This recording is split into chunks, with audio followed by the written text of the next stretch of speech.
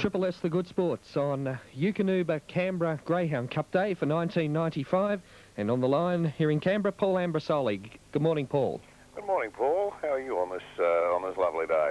I'm very well and looking forward to a great afternoon out there at Narrabundah today for the Eukanuba Canberra Cup for this year. Yes, it should be a good card out there today. I'm hoping that we get a good roll up. There have been, of course, some people who've been critical of racing on a Sunday.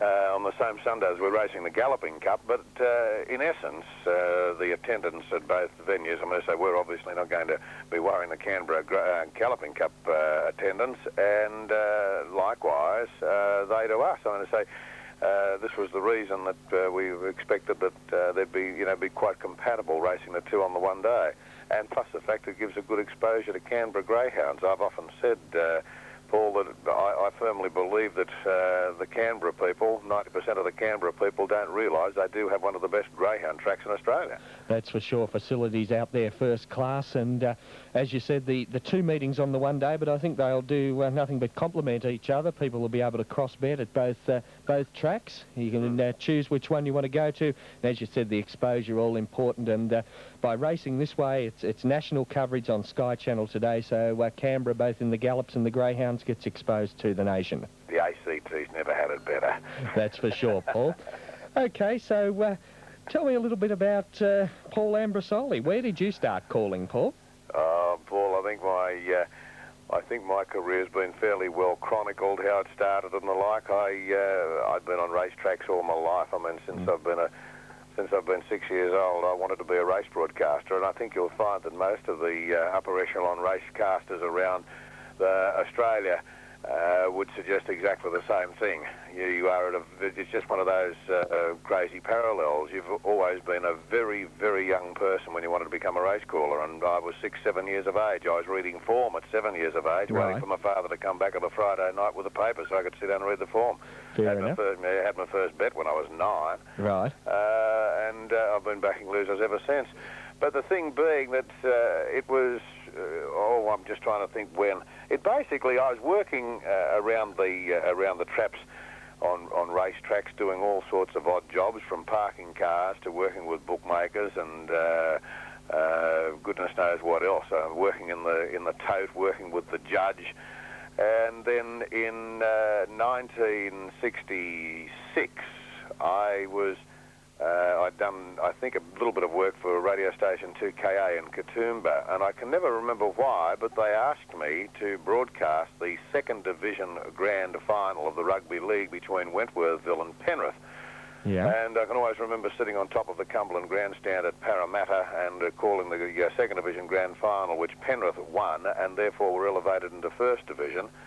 And I organised that 2KA would cover the home games of Penrith, considering that Penrith was in the Katoomba and 2KA region, and we would cover the home games. We got permission to do that in 1967 when they were elevated into First Division. So I started covering the First Division home games, and then we did all of the games that Penrith were playing in.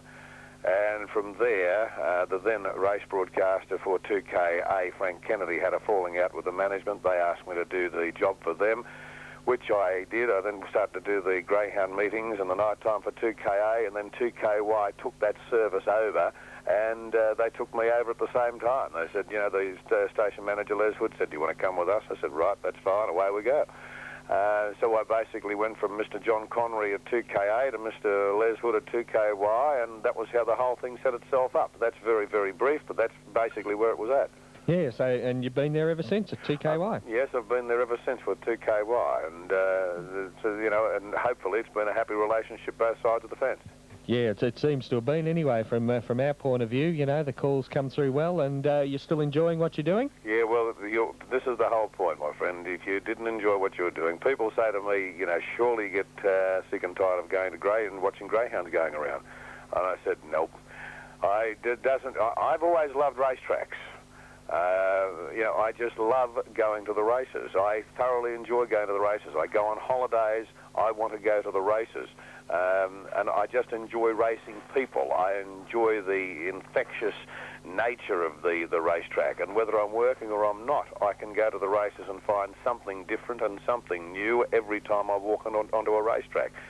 It may seem a very boring existence to people walking around racetracks, but I find digging holes on the road very boring also, and also a heck of a lot harder work, and I prefer to be calling races and going to the races. Yeah, and as you said, Paul, every day is different at the races. I mean, people say that to me as a coordinator here. You know, they say you must get sick of it. I say, no, one day is the same. You've always got something different happening. Yeah, there's never a last race, and there's always another venue to go to. And you know, let's face it, I'm going to say people make racing. I've just come back from helping to organise the Canamble 3-day carnival. We had 66 races in 3 days. People make that carnival. That's what makes it fun, and that's what makes racing. It epitomises what racing is all about. That's for sure, Paul. Now, your involvement with Canberra and the Greyhounds, how many years have you been heading down here for the Cup? Well, I think it was January 1979 that Canberra opened. Yeah. And there have been 2 memorable racetrack openings. I take that back, 3 that I have attended. One was the Townsville Trots, so the new track there. It was built to house 4,000 people, and they had 10,001 on the opening night. It was 100 degrees. I will never forget that. Trying to work under those conditions was unbelievable. The other one was Appin Greyhound Track, which is a straight track just out for those people who don't know. Well, we've just got to cross the line there for a minute, but we're back in business. For those people who don't know, Appin just outside of Sydney. And they had about 12,000 people to their opening. I'm going to say that they had the president was parking cars. They had people everywhere. I'll never forget that day. And then there was the Canberra track, which opened up to an audience of about 8 or 10,000 people, and was the most sedate and most pleasant. It was honestly like a garden tea party.